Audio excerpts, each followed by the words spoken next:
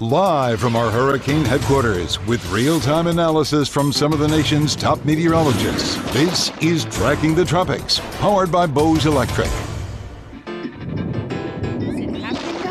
Is it?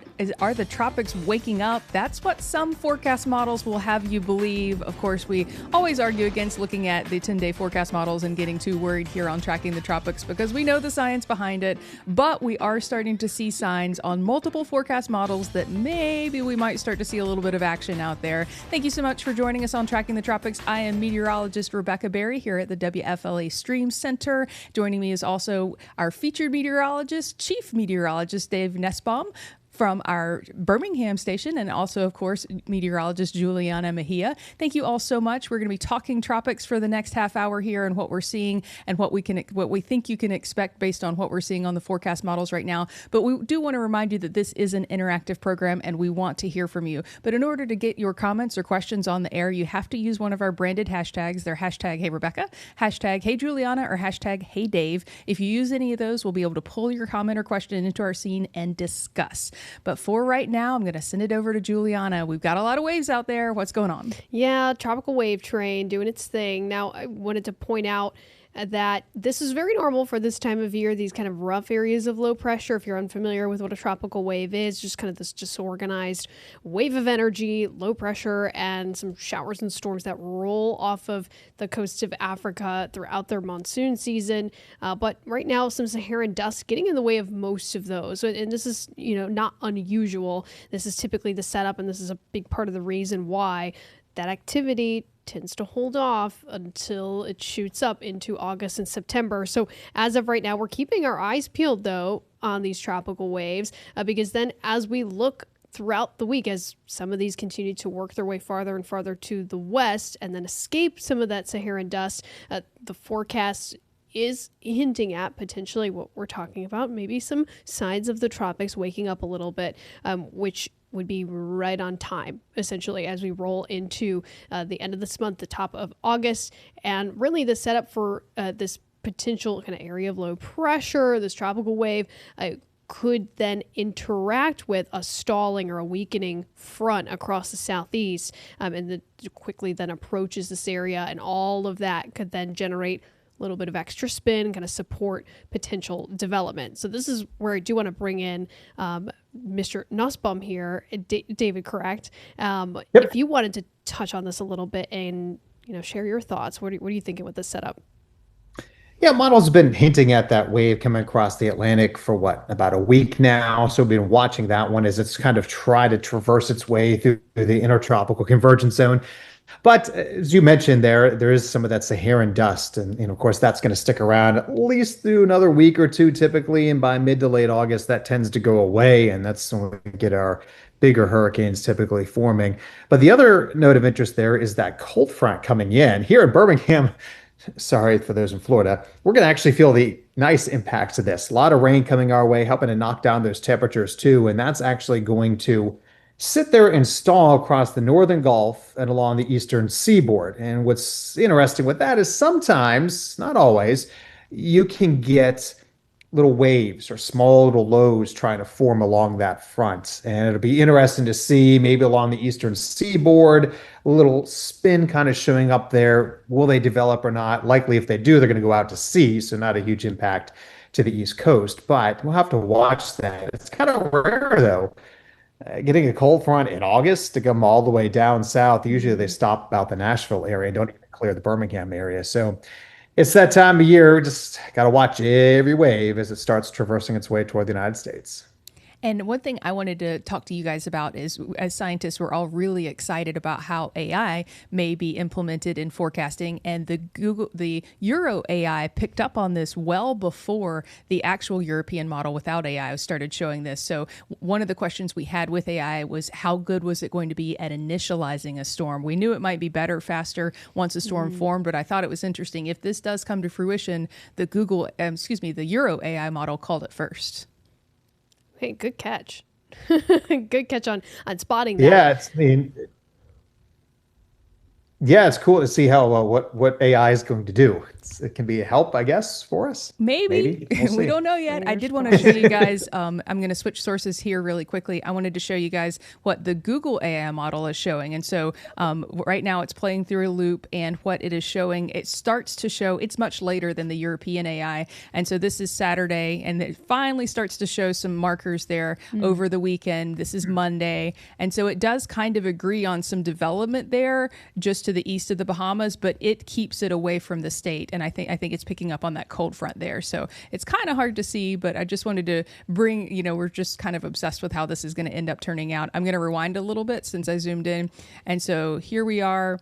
This is Sunday, starting to show the first signs, those little blue dots there. And so by Cool. late Monday, it starts to, populate more ensemble markers there that we are going to see some development east of the Bahamas, but it does keep it east of the state of Florida and east of the U.S. So just wanted to bring that in the conversation and see what you guys thought about that too.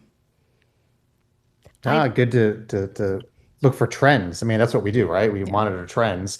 And if that's one of the trends we're starting to see there with this, be curious to see what, September looks like with the model.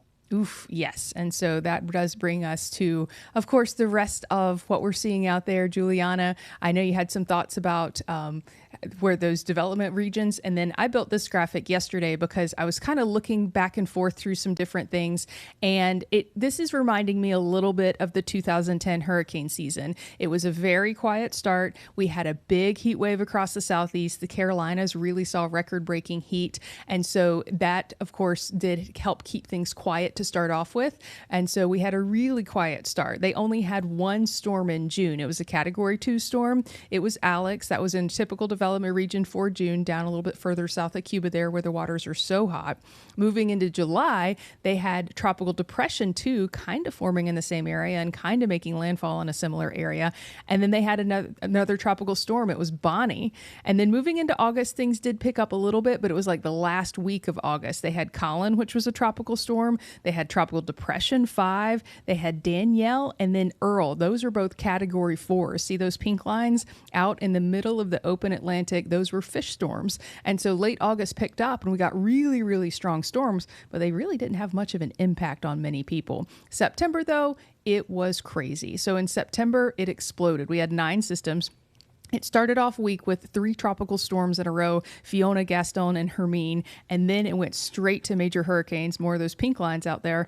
Igor, Category 4, Julia, Category 4, Carl, Category 3, and then Lisa was a Category 1. So once again, then we got back into tropical storms in late September. We got into Matthew and Nicole, which were both tropical storms. So 9 systems. Then in October, which is normally when things are kind of quieting down, we had Otto, Paula, Richard, and Sherry, all Category 1 or 2 storms. So still staying strong there. And we even had a late storm in November. It was Tomas. It was a Category 2 storm. So one thing to note about this was that it was a fish storm kind of season. Look, we didn't see much, especially with the major hurricanes making their way closer to the continental U.S. Some of them did scrape the Windward and Leeward Islands. Some of them did scrape some of those more outermost parts of the Bahamas there. But really, we just didn't have much activity. If you were to talk to anybody that lived in Florida and during the 2010 hurricane season, they'd be like, this is great. The Carolinas would think it was great too. Mississippi, Alabama, you guys would have been thought that it was a really quiet season when in fact it was an explosive above average season. It just all stayed out over the open Atlantic. So heavy on fish storms, certainly in the 2010 season, and really light on what we saw in terms of continental U.S. landfall. So I am hopeful that maybe this pattern is something that we could emulate this year, because it doesn't mean much in terms of damage or long hours for either of us, right, Dave? Yeah, I remember 2010 season. I was in Baton Rouge at the time working. I can't remember if it was Bonnie or was it 5, the one that came Both right of up them. through there. Yeah, Bonnie and 5 were right there. It came right up. It looked a mess. It wasn't going to do anything. And then they went ahead and named it. And it was just like, ugh, seriously? And then it died. I think right by landfall, it more or less fell apart. But it's one of those things where it's a heavy rainmaker. You all know down there in Florida too how this works. And but yeah, I'm not going to complain if they want to be all fish storms. have at it. We do love a good fish storm. And I wanted to remind our audience, if you're watching, if you use the hashtag #HeyDave, #HeyRebecca, or #HeyJuliana, we can answer any questions you have. We can wait. We can hear your thoughts on the season. And if you think it's going to be a backloaded season as well. One thing that I've been kind of watching closely is we had such record heat in the Atlantic and Gulf last year. And while it's hot, it's not nearly as hot as it was. So I do think that that's an interesting component to this year's season. I'm hoping. Yeah, go ahead. I'm sorry. No, I'm hoping that is a positive trend that does end up reflecting in the later season a difference from season to season, and that we don't necessarily see a quick uptick with surface temperatures, sea surface temperatures. Yeah, we have plenty of bathwater down there. I don't know what it is off the coast of Florida right now. I'm sure water temperatures are pushing 90 down there. Yep. I know the Alabama beaches are. So that's nice and toasty. But it'd be nice to see if that ridge can hold along the eastern seaboard and keep everything away. As the farther it moves to Bermuda, it opens up that avenue to the Caribbean to sneak in here, and that's the last thing we need. But we're still probably a good month or so away from watching to see what that'll do. Yes. And so Juliana and I were talking about this before the show started, about how the heat dome and the high pressure that's been kind of established over the southeast for the last couple of weeks probably has kept things a little quieter, just based on development regions in June are closer to the coastline and closer to the southeast. So June and July, the areas that we normally see that development, we really had high pressure for most of the month, right, Juliana? Exactly. Yes. I mean, this is the third week in a row, at least the second of this heat dome setup over our area, quite literally almost a rinse and repeat, like on a weekly basis now. So that has worked in our favor tropics wise. Of course, we're feeling it with dangerous heat and extreme heat warnings, but at least it's suppressing it. It does the same that it does with our day-to-day forecast. Higher pressure, that sinking air helps to keep activity down,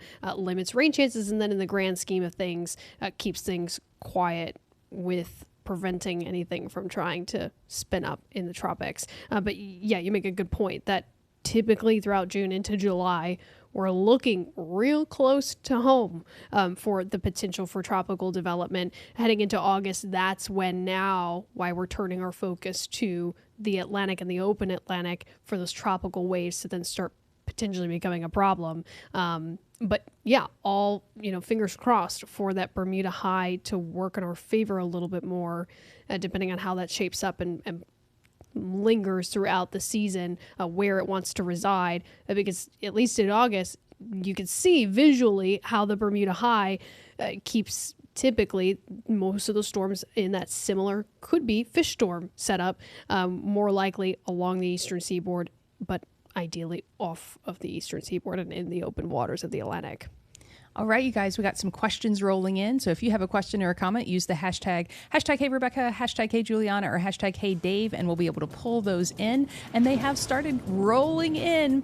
And so we're going to send this one over to Juliana. How does the Saharan dust factor into the forecast? Everybody loves Saharan dust on Tracking the Tropics. It's one of our favorite things to talk about. So Juliana, we've had some Saharan dust lately. What do you think?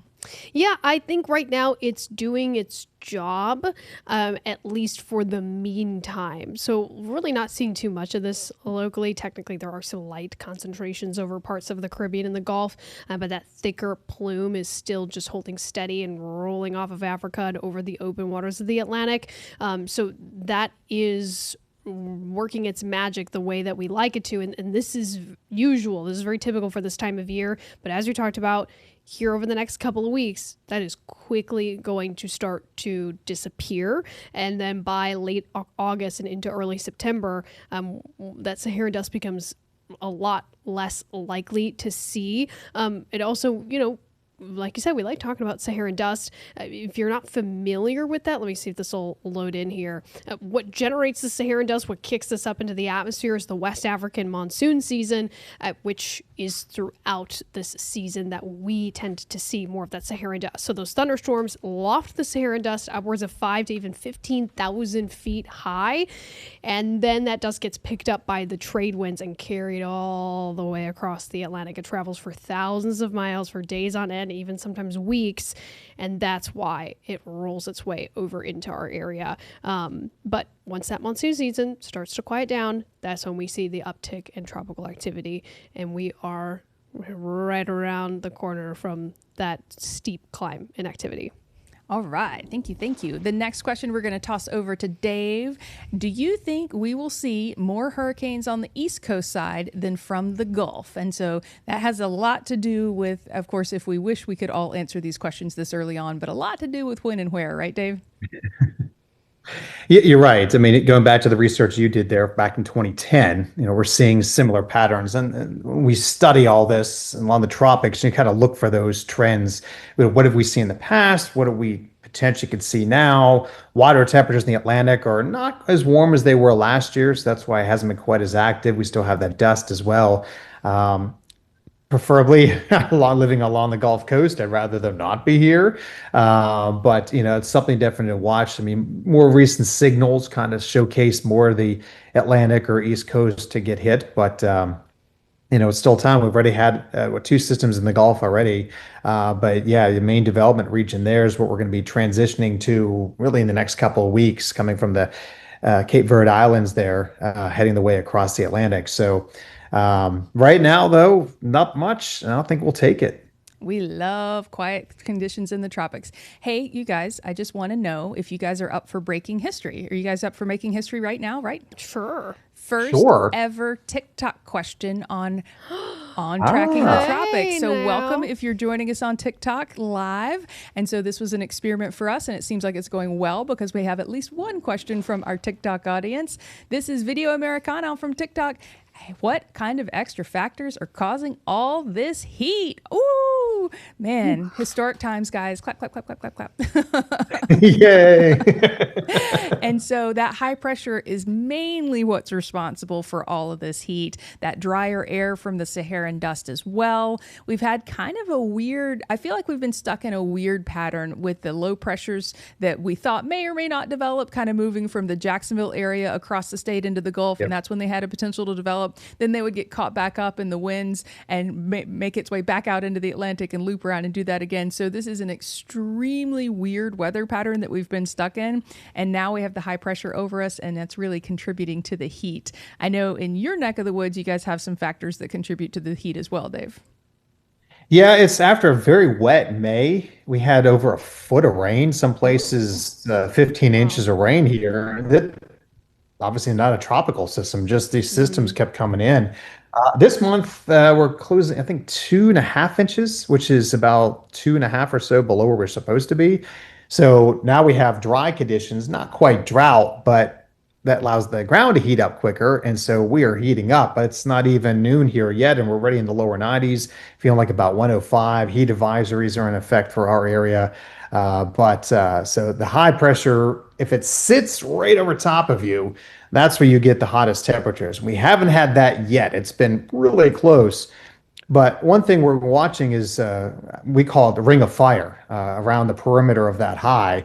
And when that moves its way in toward Texas, it's going to be interesting to see, one, we got that front coming in this weekend, but are we going to see that path of storms coming to our way, maybe even all the way down to Tampa? Down there, we get these storms coming in from the north. So we're going to watch to see how that plays out. Looks like we're going to have some wet weather coming in here moving forward. One from just ahead of the front, from the front. And then that front's going to dissipate. It's not going to move back to the north, really. But I don't see any dry, less humid air coming in quite yet. I think we're a good month, 2 months away from that here in town before we see a break in the humidity. But any kind of rain, my lawn, it's getting a little brown up here. So we could use some rain here. Well, we're on fire, guys. Let's go with our second TikTok question ever. You guys ready? Hey, now. Cool. All right. This Hey, is for now. hashtag Hey Juliana. Does record-breaking heat eventually mean record-breaking storms? It is. I can see why there's a thought of a correlation there. There's a lot more at play. Record-breaking heat for us locally. I'm trying to pull up some of our graphics here. Record-breaking heat for us locally is driven by what we're tracking, this area of high pressure at the surface. Yes, the mid and upper levels and the bigger weather and climate pattern does play into that. But that's really on too small of a scale to necessarily completely correlate or directly correlate to then stronger tropical storms and tropical systems. What we're really going to be focused on from season to season is the big picture of things, which is generally and more focused on sea surface temperatures rather than our weather patterns and our local temperatures and such. We're more so focused on the waters as the main source, as really the true source of energy for these systems. And Dave, I'm curious for you and the weather patterns that you see, what are the kind of sweet spots that you get a little bit worried about for your area? For us, storms making it into the Gulf in August and storms making it into the Gulf in October can be particularly problematic for Tampa. When I lived in Jacksonville, September was the worst month for us. What are you kind of watching for in Birmingham? Well, I mean, I always say October 5th or August 15th or October 15th. That's same for you guys. That's kind of go time. It's where you don't take time off, you get ready, watch every wave closely. But it's the bigger picture. It's for us where that high sets up. If it's closer to the eastern seaboard, then that's going to be if a storm. It does get in the Caribbean or the Gulf, likely going to push into the Yucatan, Bay of Campeche, into Mexico, maybe Texas. So kind of prevents us. But once that high starts building back over toward Bermuda, that, as the map there shows, kind of opens the avenue for them to creep up to our area. And so that's something we definitely keep an eye out for, is that exact position, the high. If it builds farther off to the east, that's unfortunately more of a Florida problem, but also the eastern seaboard problem. So we kind of watch that. Once we get to September, late September here, we actually are pretty much out of the woods. It's rare we get a late season storm. Sometimes they may hit the Florida panhandle, kind of creep up this way, but typically we start getting those cold fronts pushing in at least far enough south to deflect any storms away from us. So we get a little more of an advantage here. Unfortunately, you guys stick out, as they say, like a sore thumb. And so it doesn't matter. You won't get your fronts till, later on in the year. But we watch that very closely, and I get a little more sense of, okay, once we get toward the end of September for watching these systems. Up here in Birmingham, the biggest threats we get would be flooding, rains, and tornadoes. It would have to be a really strong hurricane making landfall, Mobile, Pensacola area, the Gulf Shores, moving northward up I-65 for us to get really hit hard by tropical winds. But it's more those tornadoes. And so the track is key. When we had Hurricane, what was it, Ida a couple years ago, hit Louisiana almost as a 5, we were on that wet side of the storm. So to us, that's what we got to watch, exactly where it tracks, how it curves, and makes a big difference for our weather pattern here. Because what could be not really a strong hurricane or even tropical storm could still bring us some headaches with those tropical tornadoes, and we don't like those.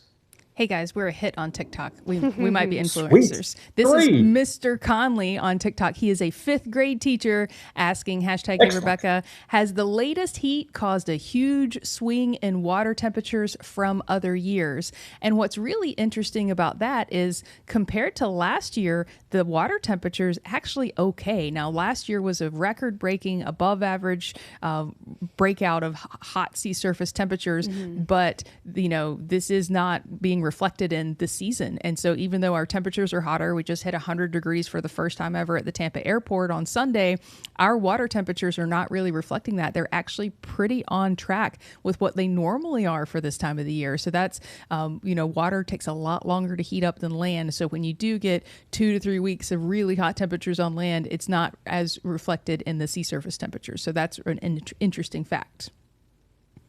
And in the depth of that water, that helps too. Exactly. Yeah, so the fact that we are a little shallower on the Gulf, our temperatures pop up and down a little bit more than the East Coast temperatures do, certainly. Mm-hmm. But if you look off the coast of northeastern Florida right now, there's a cold water inversion, and they're actually seeing 70-degree temperatures, right along the coastline there because of that. And it is a summertime phenomena that happens for them, but it's been in place since June, basically. They've had some really cool sea surface temperatures. And so that's just part of it. We appreciate your question, Mr. Conley, on TikTok. We got another one. You are a hit on TikTok, Dave. This is hashtag, Hey Dave, are meteorologists predicting an above average season? We are, and the other experts are as well, too. On average, 14 named storms out there, and I think we're going to potentially get a few more with that. You can see already have gone through 3 names. Thought we might get Dexter 2 weeks ago in the Gulf, but that didn't quite happen, which is good. Don't think anyone's complaining about that. But you can see there, we get potentially down to Gabrielle, Humberto. Always watch out for that I-named storm. Historically, that is the most retired letter named storm out there. So Imelda, I don't know. Let's hope we don't get to that one. But I can see us getting down in there toward Melissa and Nestor as well, too, to watch. So this year, potentially maybe 16, 18 or so storms. Some places have picked up to 20 named storms. To hopefully what Rebecca was researching there, in 2010, let's hope a bunch of those become fish storms and is not a problem for any one of us here.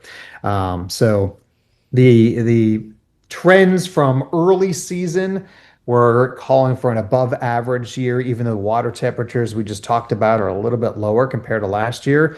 But we're also kind of in a La Nina.